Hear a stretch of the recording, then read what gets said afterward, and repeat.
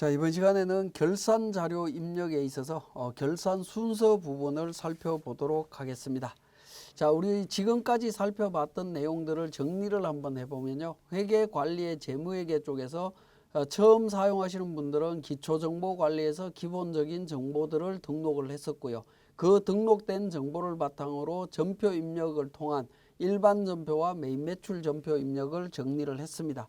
정리를 하면서 개별적인 회계 정보를 바탕으로 해서 회계 처리했다면 자, 제3의 기관, 즉 국세청이나 여신금융협회나 신용카드 회사에서 또는 금융기관에서 제공해주는 엑셀 자료가 있는 경우에 그 엑셀 자료를 바탕으로 해서 자동 전표 처리했던 부분들이 있습니다. 기타 전표 입력이라고 하는 국세청 전자세금계산서 엑셀 자료 일반 전표 전송, 신용카드 메인 매출 전표 전송, 그 다음에 통장거래 자동 입력, 국세청 사업용 신용카드 현금 영수증 자동 붕괴 관련되는 부분이 있었고요. 그 다음에 데이터 연동 쪽에 보시면 원클릭 텍스라고 하는 부분을 통해서 자동으로 회계 처리했던 내용들이 있습니다. 자, 그러한 내용들이 전부 다 일반 전표나 메인 매출 전표의 전표 내용으로 전부 다 붕괴가 이루어졌고요. 자, 이 부분은 1월 1일부터 12월 31일까지 전체적으로 반영이 되어 있을 겁니다.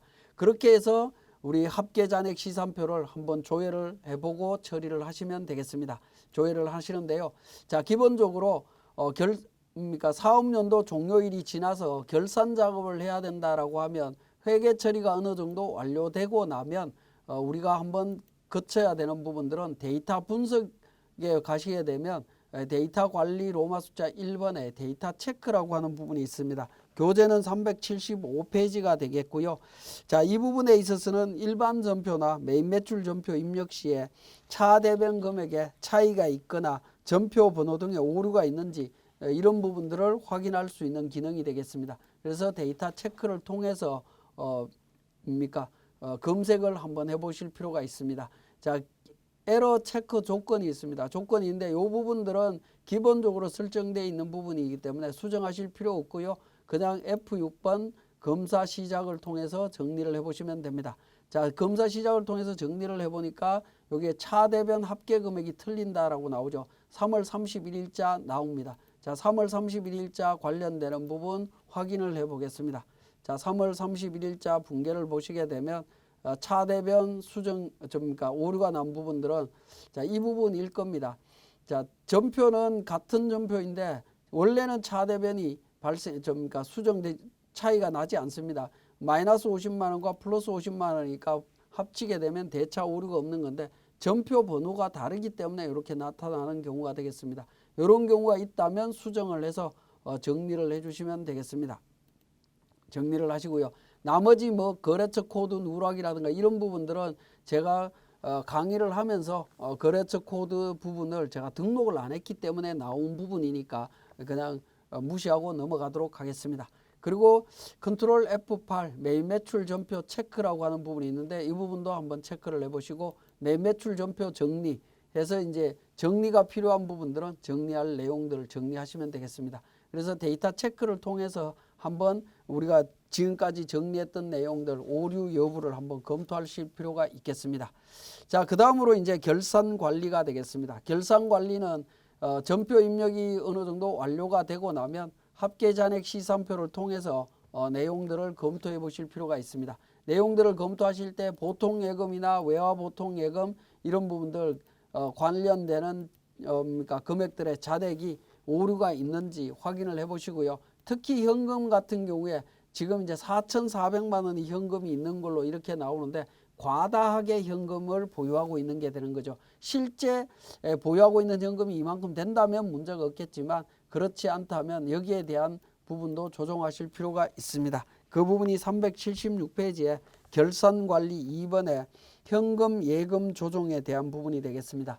자, 기본적으로 회사에서 자체적으로 회계 정리를 한다면 회계적 사건이 발생함과 동시에 회계 처리되는 것이 일반적입니다. 그죠? 그러면 실제 장부상의 금액과 장부상의 금액과 실제 금액이 거의 일치할 겁니다. 그렇지만 많은 회사들이 세무대리인을 통해서 대리 기장을 하다 보니까 이 부분에 있어서 회계적인 시간적인 차이라든가 발생 시점의 차이로 인해서 현금이 과다하게 보유되거나 과소하게 부족한 뭐 이런 부분이 발생하게 됩니다. 자, 이러한 부분들은 시간적인 차이가 있거나 했을 때에는 시간이 지나면 해결이 되겠지만 개인적으로 대표이사가 업무와 관련 없이 사용을 했다든가 또는 개인 대표자가 업무와 관련 없이 사용을 했다든가 하는 부분들이 있을 수가 있습니다. 그러한 부분들이 누락되어 있을 수 있기 때문에 반드시 확인하셔서 반영을 해 주셔야 될 것 같습니다.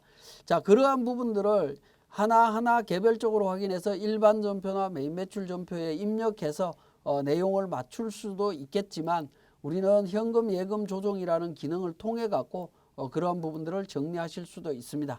자, 현금 예금 조정 쪽에 들어오면 현금 일괄 조정과 현금 직접 조정이 있는데, 자, 일괄 조정은 1월 달부터 12월 달까지 관련되는 부분들을 조정하는 부분으로 보시면 됩니다. 우리 세무사랑 프로가 스스로 자동으로 그러니까 조정해 주는 기능이다라고 보시면 되겠습니다. 제가 1월 달부터 3월 달까지만 조정을 해 보겠습니다. 자, 검토월 1월 달부터 3월 달까지 12월 달까지 전체 다 해보죠. 12월 달까지 전체 다. 자, 가지급금, 법인은 가지급금 가수금으로 개인사업자는 인출금으로 처리하시면 됩니다. 자, 최소 잔액은 100만 원. 요거는 이제 회사에서 실제 가지고 있는 현금 잔액의 범위를 확인하시고 정리하시면 됩니다. 200만 원. 조정 단위는 최소 단위부터 최대 잔액 사이에서 정리를 하시면 됩니다. 150만 원 기준으로 정리를 하겠다라고 하게 되면, 선택을 하게 되면 현금 과부족 부분에 대한 부분을 수정 후 잔액을 100만 원에서 200만 원 사이 금액으로 다 맞춰줍니다. 맞춰줄 때 필요한 회계 전표가 오른쪽에 전표 붕괴가 있습니다. 자, 이렇게 전표 붕괴가 있으면 이 부분을 전부 전표 추가 버튼을 통해서 일반 전표에 전표를 추가할 수 있습니다.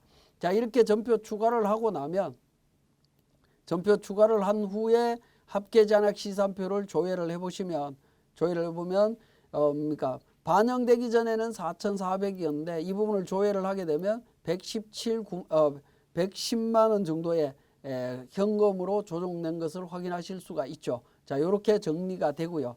자, 그 내용들이 결국에는 어디로 가 있느냐 하면 가지급금으로 가 있다라는 겁니다. 4,350만 원이 가지급금으로 이렇게 회계 처리되도록 구조가 되어 있습니다.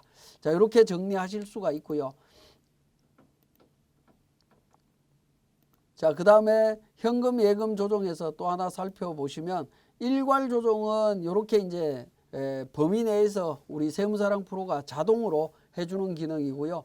자, 그 다음에 현금 직접 조정이 되겠습니다. 직접 조정은 현금 잔액을 월별로 수동으로 하나하나 조정하는 과정이라고 보시면 되겠습니다. 어떻게 보면 일괄 조정보다는 직접 조정이 실제 현금 흐름에 더 맞게 조정이 될 수도 있을 겁니다. 그렇지만 직접 조정으로 진행하는 부분은 그러니까 업무량이 엄청나게 많아지는 단점은 좀 있을 수 있습니다. 자, 그 다음에 당좌예금 조정, 보통예금 조정이 있는데, 당좌예금이나 보통예금과 관련되는 부분은 금융거래와 관련되는 부분이기 때문에 우리 현금 예금 조정이라고 하는 메뉴에서 그러니까 사용하는 것은 바람직하지 않습니다. 아주 과거에는 현금 예금 조정 쪽에서 당좌예금 조정이나 보통예금 조정이라고 하는 기능을 사용을 했습니다만은 지금은 이 기능을 거의 사용하지 않고요. 오히려 기타 전표 입력에 있는 통장거래 자동 입력이라고 하는 메뉴를 통해서 대부분 정리를 한다라고 보시면 되겠습니다. 자, 우리 기본적으로 데이터 체크를 하시고, 결산을 위해서 데이터 체크를 하시고 그 다음에 현금 예금 조정까지 어느 정도 진행이 되었다라고 하면 매출원가 대체 붕괴가 이루어지는 결산 과정으로, 본결산 과정으로 진행이 될 수 있습니다. 자, 본결산 과정은 다음 시간에 설명드리기로 하고, 지금 이제 결산 자료 입력의 기초인 결산 순서에 대해서 확인을 했습니다.